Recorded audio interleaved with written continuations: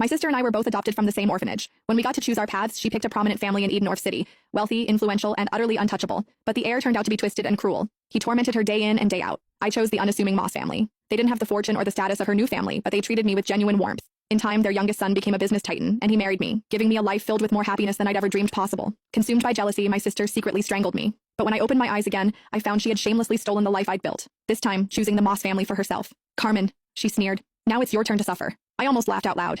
Did she think the Moss heir was some simple jackpot? I opened my eyes on the very day my sister Hazel and I were to be chosen for adoption. I'm very obedient and I can do all the housework. Please pick me, Hazel simpered, putting on a show of perfect innocence as she clutched the hand of Brad Moss, the Moss family's youngest son. So, she was a reborn too. Girl, said a refined woman, her voice cool with confusion. I thought you said you liked our family. She was Alexander Moreland's mother. The Morelands were the first family of Edennorth's elite, though the heir himself, Alexander, was nowhere to be seen. I changed my mind, Hazel retorted, shrinking behind Brad as if he were a human shield. Is that a crime? Mrs. Moreland's face tightened. Such a fickle child is unworthy of the Moreland name. Then her gaze softened as she turned to me. You seem like a good girl. Come with me. We have a son at home you'll like. I simply nodded and took her outstretched hand. A triumphant gleam flashed in Hazel's eyes as if she'd just won a great victory, but she had no idea. While everyone feared Alexander's eccentricities, I was far more terrified of Brad, a guy as cold and venomous as a snake. In my last life, I had spent years desperately trying to escape his grasp. This time she had unknowingly done me the biggest favor imaginable. As Mrs. Moreland stepped outside to get the car, Hazel sidled up to me, her eyes full of contempt. Enjoy your new life, Carmen, she whispered. This time, you're the one who will suffer. I didn't even bother to reply.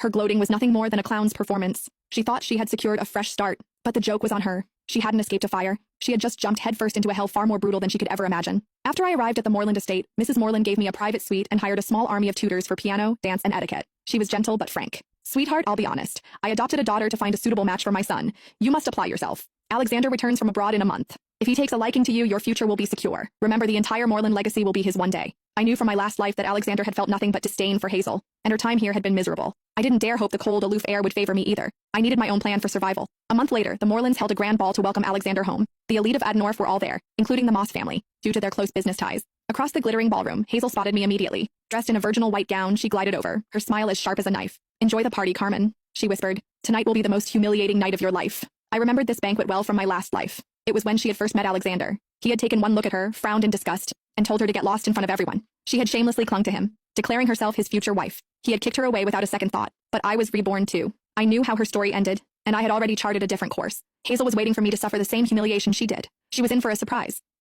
But she was about to be disappointed. Just before Alexander was to make his grand entrance, I intercepted him in a private study. It was our first meeting. He stood a full head taller than me, his strikingly handsome face cold and unapproachable. Tisk. So he really wasn't easy to approach. I handed him a document. I know you've acquired a new project but are unsure how to proceed. This is my proposal. I guarantee it will be profitable. I may have grown up in an orphanage